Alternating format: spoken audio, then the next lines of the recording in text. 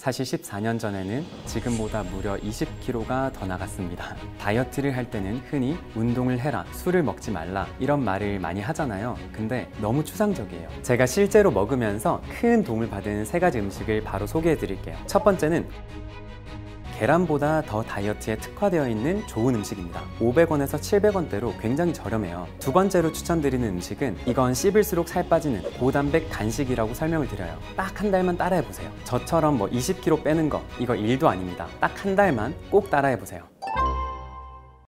안녕하세요. 통증학과 전문의 이호우입니다. 저는 14년 전에 20kg를 감량하고 현재까지 요요 없이 유지 중인 산 증인이고요. 현재 6년째 틱톡, 유튜브에서 통증 전문의 닥터호우라는 채널을 운영하고 있고 다이어트, 저속노화, 통증 질환에 대해서 꾸준히 업로드를 하고 있습니다. 제가 14년째 유지했다고 말씀을 드리면 다들 깜짝 놀라는데요. 지금 이렇게 그냥 앉아있으면 원래부터 적정 체중을 유지한 것처럼 보이지만 사실 14년 전에는 지금보다 무려 20kg가 더 나갔습니다. 다이어트 핵심을 하나만 꼽자면 먹는 습관을 내 몸에 맞게 설계하는 능력이라고 말씀드리고 싶어요. 다이어트를 할 때는 흔히 운동을 해라, 술을 먹지 말라 이런 말을 많이 하잖아요. 근데 너무 추상적이에요. 딱 3가지 실천 팁만 기억해 주시면 좋겠습니다. 우선 첫 번째, 빵, 떡, 면, 과자 금지, 밥은 절반만. 이건 제가 진료실에서도 늘 말씀드리는 어떤 주문 같은 건데요. 빵, 떡, 면, 과자 이 4가지는 다이어트 중에 무조건 금지입니다. 그리고 밥은 매끼 절반만 드시는 걸 원칙으로 하시라는 이야기입니다. 예를 들어서 피자는 뭐죠? 빵이죠. 그러면 다이어트 중에 금지. 치킨은 빵이 아니죠. 치킨이 최고의 다이어트 음식은 아니지만 다이어트 중에 먹어도 됩니다. 비빔밥을 드실 땐 어떻게 해야 될까요? 비비기 전에 밥 절반은 덜어내놓고 그 다음 비벼서 드시면 됩니다. 두 번째 원칙은 운동은 30분 걷기부터 시작해서 하체 위주의 기구 운동으로 넘어간다. 다이어트를 한다고 무리하게 러닝머신을 처음부터 1시간씩 뛰는 경우가 많아요. 이렇게 무리한 운동을 처음부터 하시면 무릎에 부담이 가고 허리에도 부담이 갈 수 있습니다. 그래서 초반에는 30분 걷기부터 가볍게 시작하시고 어느 정도 운동 루틴에 적응이 되시면 하체 위주의 기구 운동, 레그 프레스, 레그 컬, 머신 스쿼트 등을 추천드립니다. 하체 근육은 우리 몸에서 가장 크고 대사의 중심이 되기 때문에 이걸 키우면 기초대사량이 올라가고 요요가 방지됩니다. 마지막 3번째는 헬스장 기구 사용이 너무 어렵다 이런 분들은 집에서 간단하게 스쿼트 동작 정도 해주시는 것도 운동 습관을 잡는 데 도움이 될 수 있어요. 마지막 3번째 원칙은 단백질과 채소는 충분히 먹어라는 겁니다. 단백질은 포만감을 주고 근육을 지켜주는 핵심 영양소고 채소는 장 건강을 유지해주고 다이어트 중에 쉽게 생기는 변비를 예방해줘요. 채소에 있는 풍부한 식이섬유 덕분에 허기가 줄어드는 것도 부가적인 효과고요. 특히 중년 이후에는 프리바이오틱스 효과를 위해서 채소를 충분히 챙겨야 합니다. 구체적인 양을 정해드리자면 저는 개인적으로 고기를 드실 때는 항상 상추 10장은 최소한 드셔주시라고 말씀드립니다. 단백질은 먹고 밥은 절반으로 줄이고 채소는 넉넉히 식사할 때는 이게 가장 중요하다고 생각합니다.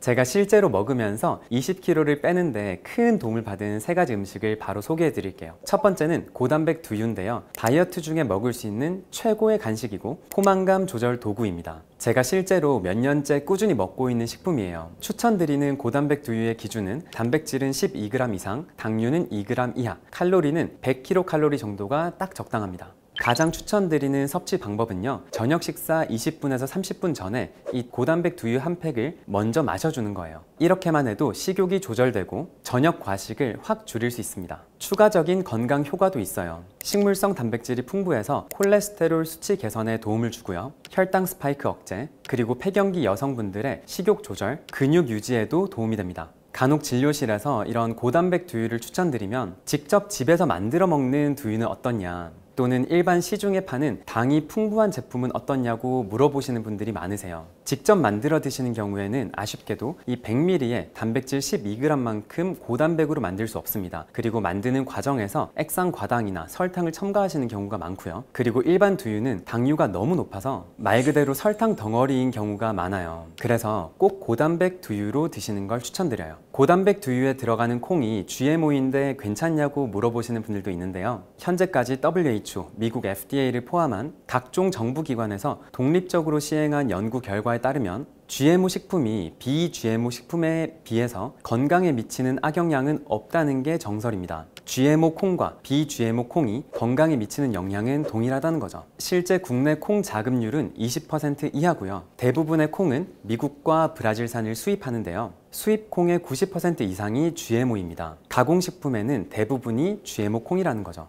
하지만 어떻다고요? GMO 콩이라고 해서 건강에 미치는 안 좋은 영향은 없다는 것. 오히려 GMO 덕분에 이 콩의 생산성이 좋아지고 가격은 다운돼서 양질의 단백질을 좀 저렴하게 먹을 수 있다는 점도 저는 좋게 생각하고 있습니다. 고단백 두유의 가격이 인터넷 구매 기준으로 한 팩에 500원에서 700원대로 굉장히 저렴해요. 그래서 너무 선입견을 갖지 마시고 드셔보시길 추천드립니다. 두 번째로 추천드리는 음식은 반건조 오징어인데요. 이건 씹을수록 살 빠지는 고단백 간식이라고 설명을 드려요. 많은 분들이 오징어 하면 술안주를 먼저 떠올리시잖아요. 이 실제로는 계란보다 더 다이어트에 특화되어 있는 좋은 음식입니다. 특히 반건조 오징어는 정말 추천드리고 싶어요. 100g당 단백질이 20g 이상이고요. 이게 계란 3개에서 4개 이상이죠. 당류는 2g 정도로 거의 제로당 수준입니다. 칼로리는 100g 기준으로 고단백 두유와 동일하게 100kcal 수준이에요. 다이어트 음식에서 가장 중요한 게 뭐죠? 당이 적고 포만감이 높고 칼로리는 또 낮은 음식이죠. 이 세 가지를 모두 갖춘 음식이 바로 반건조 오징어예요. 게다가 오래 씹어야 하잖아요.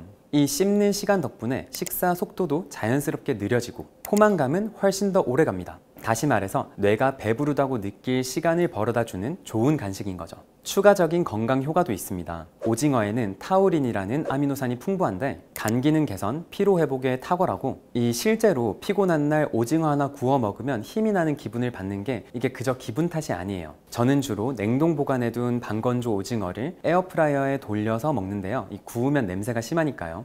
여기에 간을 맞추기 위해서 소금을 살짝 뿌려서 먹거나 저당 마요네즈를 살짝 찍어서 먹고 있습니다. 여기서 주의할 점이 하나 있어요. 완전 건조된 오징어는 당 함량이 올라가고 칼로리도 더 높아지고 이게 너무 질겨서 턱이 안 좋으신 분들은 먹기가 힘들거든요. 그래서 반건조 오징어를 추천드리는 거예요. 배고파서 뭔가 막 먹고 싶을 때 이 반건조 오징어 간식으로 마무리를 하면 다이어트식을 드시는 느낌도 안 들고 뭔가 건강하게 마무리했다는 느낌을 받으실 수 있을 거예요. 세 번째 추천 음식은 렌틸 콩입니다. 혈당 지수가 낮고 포만감은 오래가는 콩 중에는 대장이 아닐까 생각하는데요. 사실 콩은 먹고 나면 속이 더부룩하고 배가 불편하다고 느끼시는 분들이 많으세요. 그런 분들께도 이 렌틸 콩은 자신 있게 추천드릴 수 있습니다. 왜냐하면 렌틸 콩은 불용성 올리고당 함량이 낮아서 장에서 가스가 덜 생성되고 복부 불편감이 적기 때문이에요. 영양학적으로도 어마어마한 장점이 있습니다. 식이섬유는 고구마의 10배, 바나나의 12배, 단백질은 100g당 25g으로 웬만한 닭가슴살의 단백질 함량과 동일하죠. 혈당 지수도 굉장히 낮아서 천천히 혈당이 오르게 됩니다. 그래서 포만감이 오래가고 폭식을 예방하는 데 굉장히 효과적이죠. 단점은 칼로리가 비교적 높다는 건데요. 혹시 밥을 지어 드실 때 렌틸콩을 섞어 드실 분들은 현미와 렌틸콩을 반반 조합해서 밥을 짓는 걸 추천드립니다. 삶아서 냉장 보관해 두시는 경우에는 요거트 드실 때 또는 샐러드 드실 때 한 줌 섞어서 드셔주시면 좋고요. 저 같은 경우에는 진료 중에 너무 허기질 때 그럴 때 한 줌씩 먹는 제가 정말 좋아하는 이 다이어트 꿀템입니다.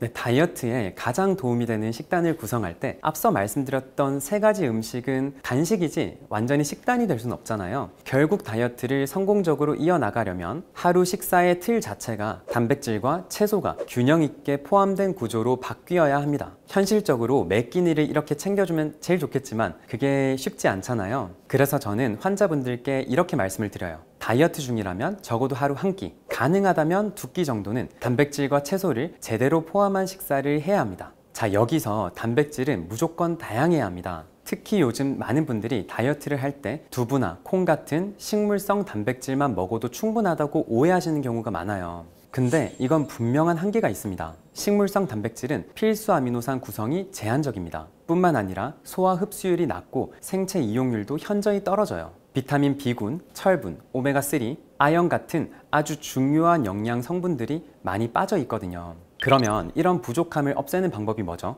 다양한 육류를 먹는 겁니다. 돼지고기, 소고기, 닭고기, 연어, 고등어 이렇게 다양한 동물성 단백질을 섭취해 줘야 합니다. 특히 통증학과 전문의로 꼭 말씀드리고 싶은 건 뼈 건강과 근육 회복을 위해서는 동물성 단백질이 필수라는 점이에요. 왜냐하면 대부분의 중년 환자분들께서는 골감소증 또는 근감소증 위험군에 해당하고 가만히 있어도 근육이 빠지고 뼈 건강이 나빠지고 있는 상황이에요. 그래서 식물성 단백질만 섭취해서는 이 회복의 속도가 충분하지 않습니다. 정리하자면 다이어트 기간 중에는 점심 또는 저녁 중 최소 한 끼 정도는 단백질과 채소가 풍부하게 포함된 제대로 된 식사를 하셔야 된다. 단백질은 적어도 하루 기준 몸무게 1kg당 1.2g을 섭취해서 간단하게 말하면 60kg 기준 하루 72g의 단백질을 드셔야 하는 겁니다. 대략적으로 고기 양으로 따지면 하루 300g 정도예요. 이때 절대 빼먹으면 안 되는 게 채소입니다. 일주일을 기준으로 돼지고기, 소고기, 닭고기, 고등어, 연어를 포함한 다양한 육류를 포함한 식단을 다채롭게 짜주시고요. 채소 양의 기준은 상추 10장을 꼭 기억해 주시면 좋을 것 같아요. 돼지고기, 소고기를 먹는다면 상추 쌈을 10장, 생선 또는 닭고기를 먹는다면 상추 10장에 맞먹는 양의 샐러드를 드시는 거죠. 이 정도 양의 충분한 채소를 드시면 드셔주시는 채소가 장에서 프리바이오틱스로 작용하면서 장내 유익균의 증식을 촉진합니다. 이 덕분에 변비를 예방해주고 장 건강을 다이어트 기간 동안에 아주 건강하게 유지할 수 있어요. 또 채소 10장 정도 먹으면 식이섬유 덕분에 생기는 포만감도 빼놓을 수가 없죠. 다이어트에서 가장 중요한 건 근육과 뼈 건강은 지키면서 살을 빼는 겁니다. 거기서 가장 중요한 핵심인 단백질과 채소를 절대 잊지 마세요.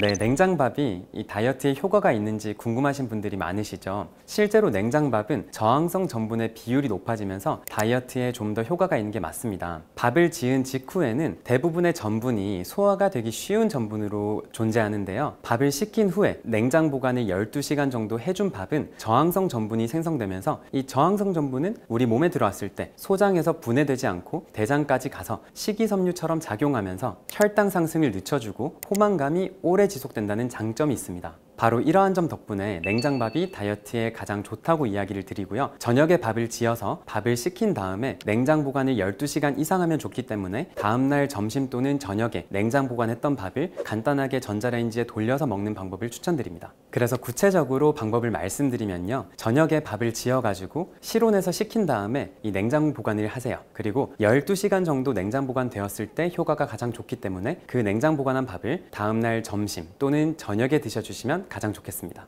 냉장밥과 냉동밥, 갓 지은 밥의 건강 순위를 말씀드리면 냉장밥이 일단 단연코 1등이고요. 냉동밥은 논란이 많지만 저는 이도저도 아닌 밥이라고 생각을 해요. 이게 냉동밥도 식어가는 과정에서 저항성 전분이 생성되는 건 맞아요. 하지만 다시 데울 때 냉장밥보다 훨씬 더 강하게 전자레인지에 데워야 하거든요. 근데 그 과정에서 이게 저항성 전분이 다시 소화가 잘 되는 전분으로 변하는 경우가 많아서 저는 개인적으로 냉동밥은 추천드리지 않습니다. 마지막으로 갓 지은 밥의 경우에는 혈당 급상승 의 가장 주범이 된다고 말씀을 드리는데요. 밥을 지은 직후에는 이 전분들이 대부분 흡수가 굉장히 잘 되고 소화가 잘 돼요. 갓 지은 밥을 먹어야지 내가 속이 편하다, 소화가 잘 된다 하시는 분들 있죠. 그게 바로 문제라는 겁니다. 갓 지은 밥을 먹고 나면 혈당이 급격하게 오르고 급격히 오른 혈당을 낮추기 위해서 인슐린도 급격히 오르고 혈당이 다시 또 떨어지면서 혈당 롤러코스터를 타게 되는 거거든요. 결과적으로 갓 지은 밥은 포만감 지속 시간도 짧고 인슐린 저항성은 올라가고 뱃살이 찌게 되는 주범입니다. 하지만 여기서 꼭 기억하셔야 되는 게 있어요. 냉장밥이 좋다고 말씀을 드렸지만 이게 냉장밥이라고 해서 밥을 많이 드셔도 되는 게 아닙니다. 제가 처음에 말씀드린 주문 기억나시죠? 빵떡면, 과자는 금지, 밥은 절반만. 냉장밥도 결국 밥이기 때문에 절반 양만 드시는 걸 추천드립니다. 제가 통증학과 전문인데 이 다이어트를 정말 중요하게 생각하는 이유는요. 진료실에서 이런 경우를 너무 많이 보기 때문이에요. 허리가 아파서 오거나 다리가 저려서 또는 무릎이 아파서 오셨는데 신경치료, 관절치료를 적절히 하고 나서 통증 조절이 잘 됐어요. 근데 몇 개월 뒤에 다시 또 증상이 재발해서 병원에 오는 경우예요. 이런 경우 대부분이 과체중 또는 비만인 경우가 많은데요. 앞서 말씀드렸듯 체중이 찔수록 허리 디스크가 받는 부담도 늘어나고 고관절 부담도 늘어나고 족저근막염이 있으신 있으신 분들은 발바닥에 생기는 부담도 늘어납니다. 무릎 통증도 심해지는 건 당연하죠. 그래서 중년 이후에서는 살을 빼는 게 어떤 미용적인 목적이 아니라 증상의 재발을 줄이고 건강 수명을 연장하는 데서는 필수라는 겁니다. 간혹 나는 나이가 들어서 다이어트 못하겠어요. 그냥 아플 때마다 주사 맞으면 되잖아요. 이렇게 말씀하시는 경우가 있어요. 하지만 이거 정말 위험한 발상이에요. 관절의 염증 또는 신경의 염증을 줄이기 위해서는 극소량의 스테로이드를 포함한 주사약을 써야 되는 경우가 많아요. 이런 스테로이드가 포함된 약제는 적절한 횟수만큼 맞는 건 도움이 되지만 몸에 부작용이 크게 없습니다. 하지만 이렇게 아플 때마다 지속적으로 주사를 맞아간다면 몇 년 내에 골다공증, 고혈압, 당뇨, 각종 질환들을 얻게 될 수 있어요. 그러니까 작은 불 끓여다가 큰 병들을 얻게 되는 거죠. 그래서 중년 이후에서는 다이어트는 필수고요. 최근에는 위고비와 같은 다이어트 신약들이 나와 있기 때문에 의지력으로 힘드신 분들은 이런 도움을 받아보시는 것도 추천드립니다. 오늘 말씀드린 내용 딱 한 달만 따라해 보세요. 그러면 저처럼 20kg 빼는 거 이거 일도 아닙니다. 딱 한 달만 꼭 따라해 보세요. 당뇨 환자분들에서는 아침 식사가 더욱더 중요한데요. 제가 진료실에서 자주 추천하는 현실적인 아침 메뉴 조합을 말씀드릴게요. 고단백 두유랑 이 조합도 굉장히 좋은 조합이에요. 고단백, 고식이섬유, 저당질 식사라 하루 혈당 자체를 안정화시킬 수 있다는 점, 이렇게 드셔주시면 혈당 롤러코스터도 방지할 수 있을 겁니다. 꼭 기억해 주세요. 중년 이후에는 혈당 관리가 정말 중요해지는데요. 통증학과 전문의로 꼭 말씀드리고 싶은 점은 당뇨가 있을수록 통증 질환의 발생 위험이 높아진다는 겁니다. 아주 대표적으로 동결견, 오십견이 있어요. 우리 몸의 당이 높아지면 콜라겐과 연부 조직이 비정상적으로 당화되면서 유착되는 경향이 있습니다. 그래서 당뇨가 있으면 어깨가 잘 안 움직이는 오십견 질환이 발생할 위험이 높아지고요. 실제 오십견 환자를 치료할 때도 당뇨가 있는 경우에는 치료에 대한 반응도 조금 느린 편입니다. 이뿐만이 아니라 당뇨병성 신경병증이라는 게 있죠. 말초신경이 비정상적으로 당화되면서 손발이 좀 찌릿찌릿하거나 손발이 굉장히 차갑고 이상한 느낌을 느끼게 되는 그런 신경병도 더 잘 발생하게 돼요. 특히 제가 치료하는 통증 환자분들 중에는 당뇨가 있으신 분들은 이런 신경병증의 유병률도 높고 신경병을 치료할 때도 치료의 반응이 다소 떨어집니다. 당뇨가 있거나 또는 당 관리가 잘 안 되면 통증 질환 자체의 유병률이 높아지고 통증 치료에 대한 반응도 떨어진다는 거죠. 그래서 중년 이후에는 당 관리 정말 잘 하셔야 됩니다. 그래서 제가 오늘 말씀드리는 것들만 좀 잘 실천해 주시면 손발 저릿하고 불편하고 이상 감각 있고 이런 증상들도 잘 잡으실 수 있을 거예요.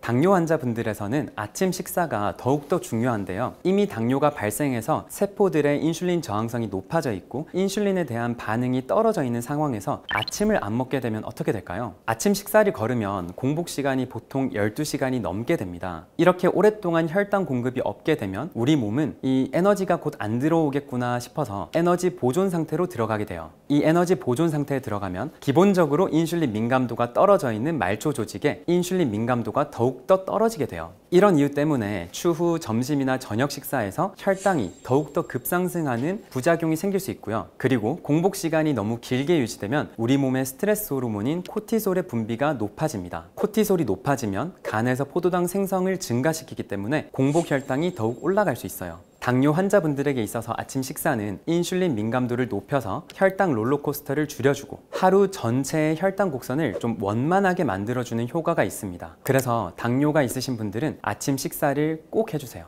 네, 제가 진료실에서 자주 추천하는 현실적인 아침 메뉴 조합을 말씀드릴게요. 우선 이 조합의 골격은 고단백, 식이섬유, 저당질이라는 겁니다. 특히 바쁜 아침에는 식단을 좀 간단하게 구성을 해 두어야지 우리가 꾸준하게 이걸 먹고 갈 수 있잖아요. 그래서 제가 추천드리는 첫 번째 식단은요, 삶은 계란 2개, 삶은 고구마 반 개, 그리고 방울토마토 10개 또는 고단백 두유 1개, 삶은 고구마 반 개, 상추 5장 찢어가지고 저당 드레싱 뿌려서 먹는 거예요. 이 메뉴들 생각해보면 준비하는데 1분도 안 걸려요. 준비는 굉장히 간단한데 고단백, 고식이섬유, 저당질 식사라 포만감은 생각보다 높습니다. 아침에 시리얼이나 흰 식빵 이런 거 급하게 챙겨 먹고 나가서 또 쉽게 배고파져서 주전부리 같은 거 챙겨 먹지 마시고요. 오늘 알려드린 두 가지 식단을 한번 실천해 보시면 좋겠어요. 이렇게 챙겨 먹기도 너무 번거로우신 분들이 있으시죠. 그런 분들께 제가 또 추천드리는 조합이 있는데, 고단백 두유랑 서리태 볶음 한 봉지, 이 조합도 굉장히 좋은 조합이에요. 출근하실 때 고단백 두유 한 팩 가지고 가고, 시중에 나와 있는 서리태 한 봉지에 보통 20g 소분된 제품이 많은데요, 그거 한 봉지 가지고 나가셔서 가는 길에 먹는 거죠. 이 서리태는 채소는 아니지만 식이섬유가 굉장히 높습니다. 그리고 오랫동안 씹어 먹는 식감이라서 포만감 유지에도 굉장히 좋고요. 근데 또 이렇게 집에서 들고 가는 것도 난 너무 번거롭다 그러신 분들은 직장에 그릭 요거트를 대량으로 좀 구매해 두세요. 그릭 요거트 중에 제가 추천드리는 그릭 요거트는 단백질 함량이 12g 이상인 제품들인데요, 이런 제품들은 처음에 입에 맞지 않는 분들은 드실 때 너무 꾸덕하고 이 식감 자체가 좀 불편하신 분들이 있어요. 그런 분들께는 추천드리는 건 삶은 렌틸콩을 한 줌 넣어가지고 렌틸콩을 비벼서 같이 드셔보세요. 그러면 좀 드시기도 편하고, 렌틸콩 자체가 포만감을 유지하는 데도 좋고 고단백이기 때문에 이렇게 드셔주시면 아침 종일 내내 배고픈 느낌도 들지 않고 혈당 롤러코스터도 방지할 수 있을 겁니다. 아침 식사는 혈당 조절의 첫 단추입니다. 이걸 잘 끼워야지 하루 혈당 자체를 안정화시킬 수 있다는 점 꼭 기억해 주세요. 네, 여름철에 당뇨 환자분들에게 꼭 추천드리고 싶은 메뉴가 세 가지 있어요. 여름철에는 입맛도 막 떨어지고 덥다 보니까 좀 시원한 음식을 찾게 되잖아요. 당뇨 환자분들에게도 부담이 없고 혈당 관리에도 도움이 되는 아주 좋은 음식 세 가지를 준비해 봤어요. 첫 번째는 콩국수예요. 당뇨 환자한테 콩국수를 먹어도 되나? 좀 의아하시죠? 근데 이 콩국수 제대로만 먹으면 당뇨 환자분들에게도 도움을 줄 수 있는 아주 좋은 음식이에요. 왜냐하면 콩국물 자체가 혈당 지수가 낮은 고단백 식품이기 때문인데요, 이뿐만이 아니라 콩국물의 풍부한 영양소는 혈당 급상승 억제와 근육 유지에 도움을 주는 식물성 단백질, 심혈관 건강에 도움을 주는 불포화 지방산, 항산화 효과와 혈관 건강에 도움을 주는 이소플라본, 인슐린 민감도를 높여주고 염증을 줄여줄 수 있는 사포닌이 풍부합니다. 이 콩국물만큼은 여름에 좀 부담 없이 드셔주셔도 괜찮습니다. 하지만 면발은 정말 조심하셔야 돼요. 콩국수를 받자마자 가위 달라고 해서 2번 자르고 4분의 3만큼은 면을 덜어내고 면만큼은 4분의 1만 드셔주세요.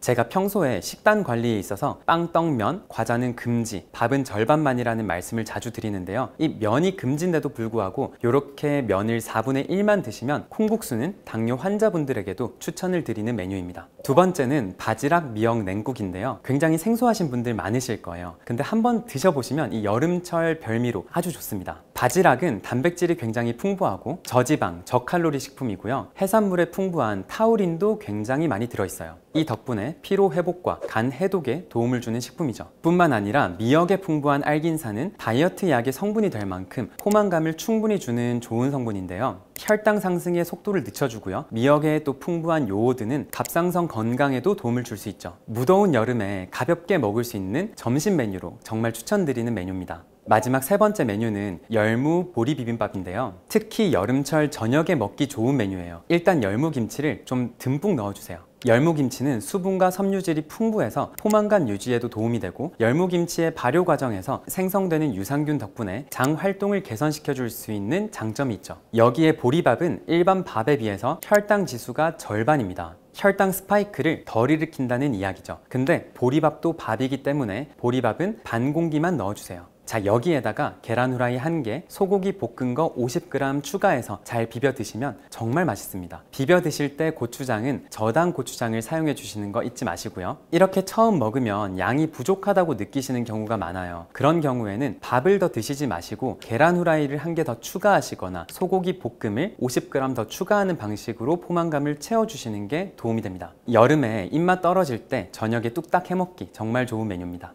오늘 추천드린 세 가지 음식을 드셔보시면 여름철 혈당 관리에 큰 도움을 받으실 거예요. 당뇨 환자분들에게 정말 최악의 식습관 두 가지를 꼽자면요, 우선 첫 번째로 밥 듬뿍, 나물 듬뿍 먹는 식단이에요. 이렇게 식사하시는 당뇨 환자분들 정말 많거든요. 근데 이렇게 식사하시는 분들은 대부분이 나는 굉장히 건강하게 먹고 있다는 착각을 하고 계세요. 우리나라 전통 식단이죠. 고봉밥에 각종 나물 반찬. 겉으로 보기에는 건강해 보이죠. 밥을 한 공기 넘게 드시고 나물, 채소, 김치류 막 듬뿍 올려가지고 김을 싸서 드시고 단백질, 고기, 계란, 생선 같은 건 거의 안 드세요. 특히 나이가 들면서 고기, 계란, 생선 같은 단백질 식품이 좀 안 당기는 것도 있고 먹었을 때 소화가 안 되는 이유가 크죠. 그러면 이렇게 먹으면 식사 후에 어떤 일이 일어날까요? 일단 탄수화물이 폭탄으로 들어오기 때문에 식후에 혈당이 쭉 상승합니다. 인슐린도 같이 상승해서 혈당은 다시 쭉 떨어지는 혈당 롤러코스터를 그리게 되는 거죠. 자, 이렇게 혈당이 다시 떨어지면 금방 허기를 느끼게 되고 간식을 찾게 돼요. 근데 이 간식을 찾을 때 환자분들께서는 이렇게 생각합니다. 아, 나는 식사할 때 나물도 많이 먹었고 채소도 많이 먹었으니까 간식 정도, 뭐 커피 믹스 한 잔 정도는 뭐 마셔도 돼, 이렇게 생각하시면서 달달한 간식을 드시는 거예요. 그러면 이 간식을 먹자마자 다시 또 혈당 스파이크가 생기는 겁니다. 이런 습관은 정말 최악입니다. 단백질이 빠져있는 탄수화물과 채소 조합만으로는 이 포만감을 충분히 유지하기가 어렵고 혈당 상승을 천천히 지속적으로 시키는 게 불가능해요. 이뿐만이 아니죠. 50대 이후에는 이런 식으로 드시게 되면 근감소증의 속도가 더욱더 가속화됩니다. 당뇨 관리에서의 핵심이 근육량을 유지하면서 인슐린 민감도를 개선하는 건데 이게 전혀 안 되는 식단 구조죠. 한마디로 건강하게 먹는다고 착각하면서 실제로는 건강을 서서히 잃어가는 식사 습관입니다. 자, 두 번째 최악의 식사 습관은 후루룩 빠르게 먹는 식사 습관이에요. 5분에서 10분도 안 되는 시간에 한 끼를 뚝딱 해결하시는 경우가 많은데요. 포만감 신호가 뇌에 도달하기도 전에 이미 식사가 끝나버리는 겁니다. 결과적으로 이렇게 급하게 먹으면 식후 혈당은 쭉 상승하고 인슐린 때문에 혈당이 또 급격히 떨어지면서 식사하고 30분에서 1시간밖에 지나지 않았는데 허기를 다시 느끼게 되는 그런 일이 생기는 거죠. 이때 허기지면 또 손이 가는 건 뭐죠? 달달한 과자, 간식, 커피 믹스입니다. 빨리 먹는 분들에게는 오히려 이렇게 권해드려요. 뭐 먹을 때는 원래 TV 보지 말고 먹으라고 말씀을 드리잖아요. 근데 저는 반대로 이런 분들은 뭔가를 드라마를 보면서 또는 TV 예능을 보면서 드시라고 말씀을 드립니다. 적어도 그런 예능이나 뭘 보면서 20분 이상은 식사 시간을 가져가려고 노력해 보세요. 이렇게라도 의도적으로 식사 시간을 늘려주면 포만감을 더 많이 느끼게 되고 같은 식사량에서도 허기짐을 훨씬 적게 느끼실 거예요. 요즘 거꾸로 식사법이 유행을 타면서 채소, 단백질, 탄수화물 이런 순서로 먹으면 혈당 스파이크가 적게 일어난다, 이런 말 들어보셨죠? 근데 이것도 5분에서 10분밖에 안 되는 짧은 식사 시간에는 전혀 효과를 못 보는 식사법입니다. 거꾸로 식사법을 실천해서 혈당 상승 속도를 완만하게 만들고 싶으신 분들은 식사 시간을 최소 30분 이상으로 만들어 보세요. 이 빨리빨리 먹는 습관은 꼭 없애세요. 방금 말씀드린 절대 피해야 되는 두 가지 식사 습관은 시청자분들께서 꼭 피하셨으면 좋겠어요. 한국인의 주식이 밥이다 보니까 밥을 정말 끊기가 쉽지 않고 밥을 똑똑하게 먹는 법을 잘 알아두셔야 돼요. 밥을 똑똑하게 먹으려면 첫 번째로 밥 양을 줄여야 합니다. 밥 양을 줄이는 게 너무 어려우신 분들은 이걸 꼭 기억해 주셨으면 좋겠어요. 탄수화물을 먹을수록 탄수화물을 더 부른다는 사실을 꼭 기억하세요. 우리가 밥을 줄이기 힘든 이유는 단순히 입맛 때문만이 아닙니다. 여기에는 탄수화물 중독이라는 과학적 원리가 깔려 있는데요. 실제로 여러 연구에서도 마약인 코카인에 대한 뇌 반응과 탄수화물에 대한 뇌 반응이 동일하다는 걸 밝혀낸 연구도 있죠. 밥을 많이 먹으면 우리 뇌에서 도파민이 확 분비되는 보상회로가 작용하는데요. 이것 때문에 오늘 밥을 2공기 먹으면 내일도 2공기 먹고 싶고 3공기 먹고 싶고 이런 심리가 형성되는 겁니다. 제가 말씀드리는 원칙인 밥은 절반만 드시라는 걸 처음부터 지키기 어렵다면 하루에 밥 한 숟가락씩만이라도 점점 줄여나가 보세요. 술, 담배만 중독이 있는 게 아닙니다. 탄수화물도 중독이기 때문에 술, 담배 중독에서 벗어난다는 느낌으로 탄수화물 중독을 벗어나기 위해서 천천히 줄여나가는 노력을 해주셔야 줄일 수 있어요. 밥을 똑똑하게 먹는 두 번째 포인트는 밥의 질을 높여랍니다. 흰쌀 단독으로 드시는 건 절대로 추천드리지 않고요. 밥을 지을 때 다양한 곡류를 섞어 먹는 거죠. 대표적으로 현미가 있죠. 정제되지 않은 곡물이기 때문에 식이섬유 함량이 높고 소화가 조금 더 느리기 때문에 포만감을 더 오래 지속할 수 있다는 좋은 장점이 있습니다. 이 외에도 제가 요즘 아주 즐겨 먹는 카뮤트도 있는데요. 카뮤트는 쫀득쫀득한 식감에 고단백이라서 굉장히 추천을 많이 드리고요. 병아리콩, 렌틸콩, 서리태 같은 각종 콩류를 섞어서 밥 자체를 좀 더 고단백으로 만들어 보는 것도 아주 좋습니다. 그런데요, 이런 이야기를 드리면 카뮤트를 섞어서 밥을 지은 다음에 커다란 양푼위에다가 밥을 듬뿍 덜어가지고 이건 카뮤트가 들어간 밥이니까 건강에 굉장히 좋아, 혈당이 안 오른대, 고단백이래 이러면서 많이 드시면 아무런 의미가 없습니다. 카뮤트를 섞든 현미를 섞든 아니면 뭐 서리태를 섞어서 밥을 짓든 밥은 밥이라는 점, 그러니까 이렇게 지은 밥도 반 공기만 드시라는 겁니다. 밥을 줄여서 허기지면 뭘 드시라고요? 돼지고기, 소고기, 닭고기, 연어, 고등어 이런 동물성 육류를 챙겨 드시라는 거죠. 그리고 포만감의 빈틈은 신선한 채소를 채워서 잡아주시면 됩니다. 건강하게 식사하고 당 관리를 할 수 있는 많은 꿀팁들을 제 채널 통증 전문의 닥터 호우 채널에도 많이 공유하고 있으니까요. 한번 놀러와 보시면 좋을 것 같습니다.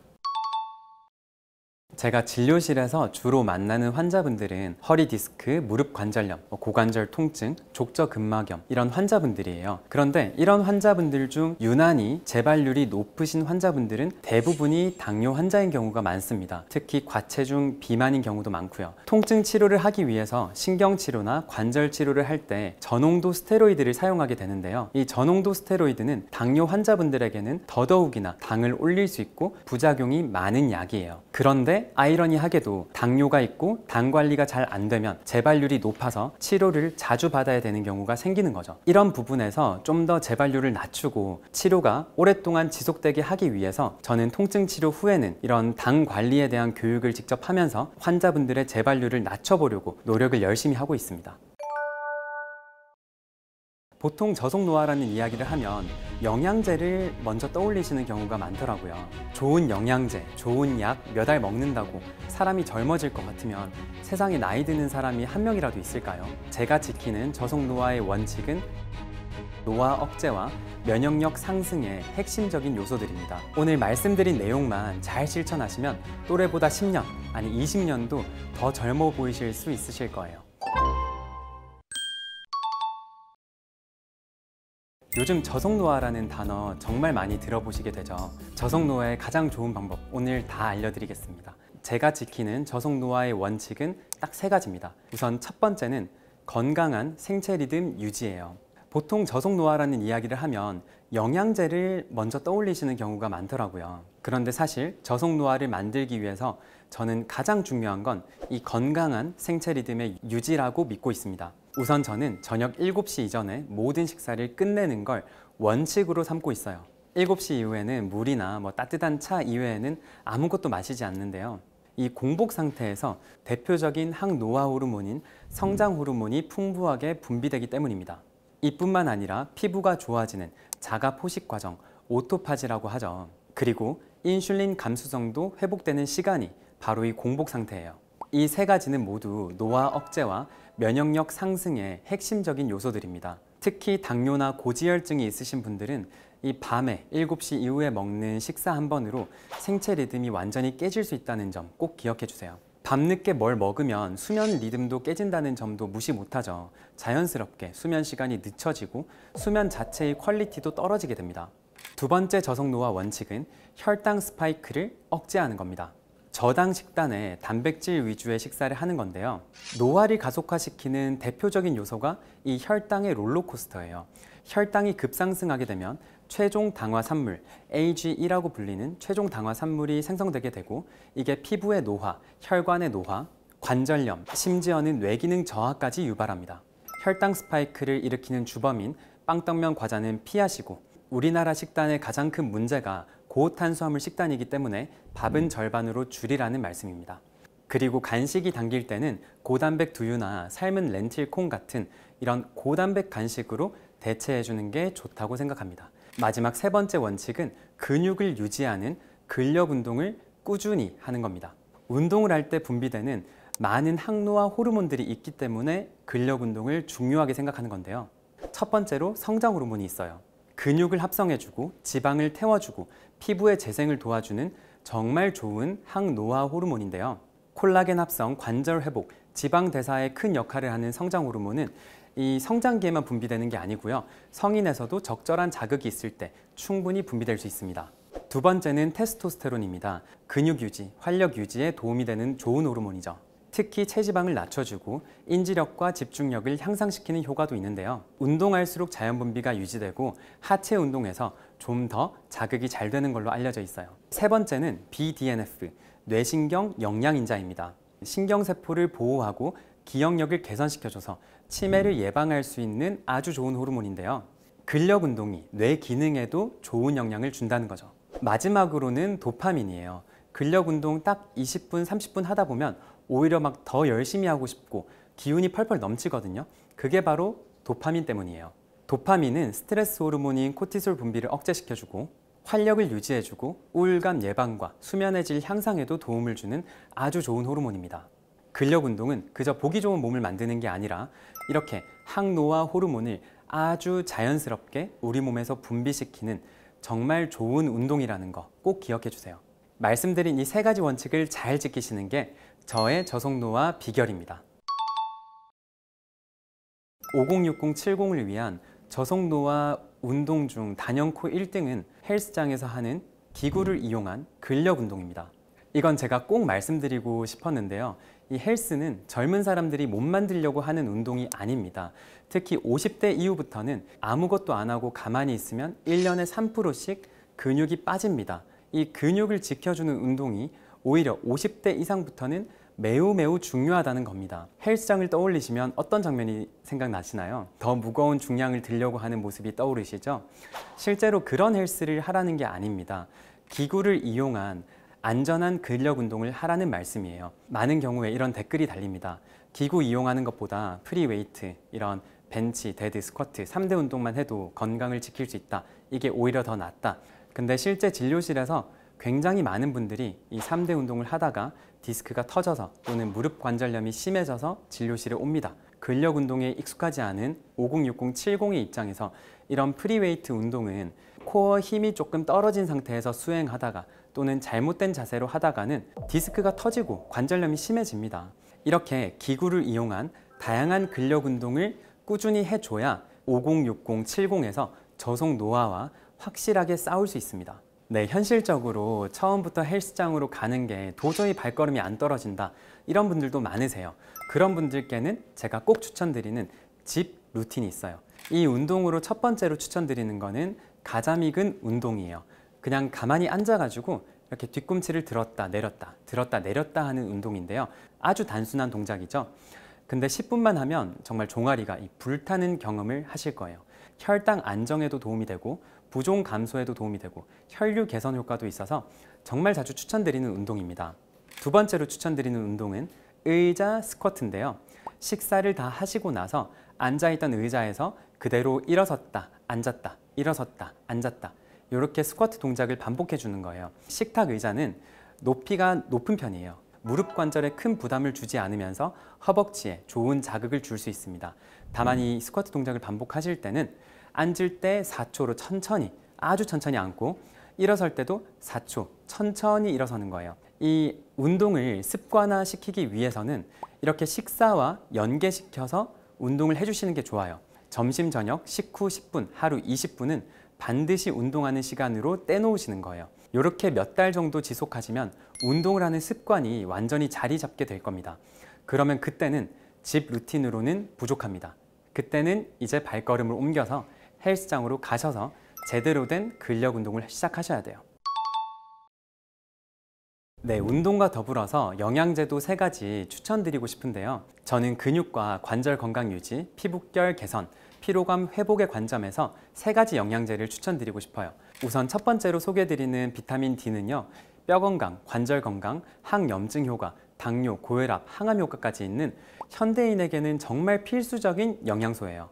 특히 이 비타민 D는 통증의학과 전문의인 저는 더욱더 중요하게 보는 영양소입니다. 뼈와 관절 건강에 대한 효능입니다. 비타민 D는 칼슘 흡수를 촉진시켜줘서 골밀도를 상승시키고 골절 예방에 도움이 되고요. 이 다음으로는 면역력인데요. 면역력 상승에 도움을 받을 수 있습니다. 여기에 더해서 비타민 D 수치가 낮을수록 암 발생률이 높아진다는 연구 결과도 있고 대사증후군의 발생 위험이 높아진다는 연구 결과도 있습니다. 지용성 비타민이기 때문에 식사와 함께 섭취했을 때 흡수율이 높아진다는 점 기억해 주시면 좋을 것 같고요. 이 우리나라 사람들은 위장이 안 좋으신 분들이 많아요. 경구로 먹는 비타민 D 영양제의 경우 흡수율이 그때그때 위장 상태에 따라서 다소 달라지는 경우가 많습니다. 그래서 속 편하게 3달에 한 번씩 근육 주사로 간편하게 관리받는 게 저도 개인적으로 쓰고 있는 방법이고 환자분들에게도 자주 추천드리는 방법입니다. 두 번째로 추천드리는 건 저분자 형태의 콜라겐, 트리펩타이드 콜라겐인데요. 실제로 콜라겐은 이 피부 건강, 관절 건강, 근육의 회복, 이 모두에 도움이 되는 아주 좋은 영양제입니다. 우선 우리 몸에서 콜라겐이 어디에 사용이 되냐면요. 피부뿐만이 아니라 근육, 힘줄, 인대에도 다양하게 분포하고 있고요. 피부에서는 진피층에 많이 있습니다. 특히 제가 항상 강조드리는 근력 운동을 하고 나서 근육이 회복될 때는 콜라겐 합성이 충분히 이루어져야 염증 없이 잘 회복할 수 있어요. 마지막 3번째는 비타민 C입니다. 저속 노화 영양제에 있어서 이런 비타민 C가 중요하다고 말씀드리는 이유는 콜라겐 합성에 있어서 비타민 C는 아주 필수적인 영양소이기 때문이에요. 콜라겐의 중요성은 앞서 말씀드렸죠. 피부 건강뿐만이 아니라 이 각종 관절통에도 도움이 되고 근육 회복에도 도움이 되는 중요한 성분이죠. 이러한 이유 때문에 비타민 C 복용은 콜라겐 합성 촉진을 위해서라도 꼭 복용해 주시는 게 좋다고 추천드립니다. 제가 추천드리는 방식은 하루에 수십 그램씩 매일 고용량을 복용하는 그런 방법을 말씀드리진 않고요. 꾸준히 경구로 1에서 2g 내외에 복용하는 방법을 말씀드리는 겁니다. 게다가 비타민 C의 항산화 효과, 활성산소를 제거해주고 피부 노화 방지를 해주는 효과가 있죠. 마지막으로 특히 여성분들은 이 빈혈을 앓고 계시는 분들이 많아요. 근데 비타민 C는 철분의 흡수율을 높여주기 때문에 그런 여성분들에게도 추천을 드립니다. 이렇게 영양제 이야기를 드리면 영양제가 무슨 만병통치약 또는 저속 노화에 있어서 가장 중요한 핵심 요소라고 오해하시는 분들이 많아요. 말씀드린 3가지 영양제를 나 그냥 저속 노화를 위해서 영양제 3가지 딱 먹어볼까? 이런 생각으로 드시는 분들은 차라리 드시지 않기를 바랍니다. 오히려 생활 습관도 개선해보고 근력 운동을 꾸준히 하고 먼저 자리 잡은 다음에 여기서 내가 더 해볼 수 있는 건 없을까? 라는 고민이 드시는 분들에게 오늘 영양제를 추천드려요. 요즘 유튜브에 커피를 끊어야 건강해진다 이런 내용의 영상들이 굉장히 많죠. 근데 저는 오히려 저속 노화를 위해서는 커피를 적정량 마셔주는 게 좋다고 말씀을 드리는데요. 우선 커피가 갖는 저속 노화 효과를 살펴보면 첫 번째는 항산화 효과입니다. 커피 속의 폴리페놀, 특히 클로로젠산은 활성산소를 중화시켜서 세포 노화를 방지시켜주고요. 피부 노화, 혈관 노화, 신경퇴행 억제에 효과를 보입니다. 또 간 기능 개선 효과도 빼놓을 수가 없어요. 지방간을 예방하고 간염을 줄여주고 간 해독 기능이 높아지면서 전신 컨디션이 향상할 수 있다는 장점이 있습니다. 커피 속 카페인은 뇌신경 영양인자인 BDNF 생성을 촉진하는 효과도 있는데요. 파킨슨병, 알츠하이머병 예방에 효과가 있고 중년 이후 뇌 건강 유지에 도움을 줍니다. 여기에 더해서 대사 기능 개선 효과도 있어요. 인슐린 민감도를 향상시킬 뿐만이 아니라 체지방 분해를 촉진시켜서 특히 뱃살 감소에 효과를 보이는 것으로 알려져 있습니다. 그런데 이렇게 커피가 건강에 좋은 효과만 있다면 하루에 커피를 3잔, 4잔, 아니 5잔까지 마셔도 되지 않을까요? 절대 아닙니다. 커피가 가질 수 있는 건강에 대한 악영향도 있기 때문인데요. 가장 문제가 되는 점은 카페스톨입니다. 콜레스테롤 유발 성분인데요. 고온 압출 방식의 에스프레소 머신에서 풍부하게 형성되는 크레마가 문제라는 거죠. 카페스톨은 나쁜 콜레스테롤인 LDL을 높이고 동맥경화, 심혈관 질환 위험을 증가시킬 수 있어요. 콜레스테롤 걱정 없이 커피를 마실 수 있는 꿀팁 한 가지를 드리고 싶은데요. 종이 필터로 내려 마시는 커피 또는 스틱 커피로 커피를 드시면 카페스톨 걱정 없이 드실 수 있어요. 커피에 포함된 카페인도 걱정 요소 중 하나인데요. 집중력을 올려주지만 수면의 질은 다소 떨어뜨립니다. 일반적인 아메리카노에 들어있는 카페인 함량은 한 잔당 150mg인데요. 카페인의 반감기는 8시간에서 10시간입니다. 예를 들어 오후 2시에 커피 한 잔을 마셨다고 하면 밤 10시에도 카페인이 절반가량 몸에 남아있다는 거죠. 제가 저속 노화에서 가장 중요하다고 말씀드린 1원칙 있죠. 생체 리듬 유지. 이 수면을 준비해야 되는 밤 10시에도 여전히 카페인이 절반 정도 남아있다면 수면의 질은 그만큼 떨어지는 거예요. 마지막으로 커피에서 걱정되는 부분은 발암 효과에 대한 논란인데요. 과거 국제암연구소는 커피를 발암 물질군 2B로 분류한 적이 있어요. 발암의 가능성이 있다는 겁니다. 하지만 커피 자체가 발암을 하는 것이 아니라 65도 이상의 고온의 음료는 발암 가능성이 있다는 점에서 커피를 그렇게 분류한 건데요. 2016년 새로운 종합 리뷰 결과에서 이 발암 가능성이 낮게 측정되면서 커피를 발암물질 3군, 발암 가능성 불확실로 재분류했습니다. 반대로 커피에 항암 효과가 있다는 연구들도 있는데요. 많은 연구들에서 간암의 발생률과 대장암의 발생률이 낮아지는 걸로 나타났어요. 여성분에서는 자궁 내막암의 위험도 낮아진다는 결과를 보였습니다. 제가 여기까지 말씀을 드리면 커피가 항암 효과도 있고 아주 좋은 기능이 많으니까 무조건 커피는 좋은 거네? 라는 질문을 하시는데요. 커피뿐만이 아니라요. 대부분의 음식과 음료는 너무 과하면 독이 돼요. 하루 최대 2잔, 오후 1시까지 마시기. 이걸 지키면서 수면의 질은 높이고 뇌기능 개선, 항산화 작용, 대사질환 개선, 항암 효과까지 적절한 수준으로 가져가시는 걸 추천드립니다. 오늘 많은 내용을 말씀을 드렸는데요. 한마디로 말씀드리면 저속 노화를 위한 쉬운 방법은 없다는 겁니다. 좋은 영양제, 좋은 약 몇 알 먹는다고 사람이 젊어질 것 같으면 세상에 나이 드는 사람이 한 명이라도 있을까요?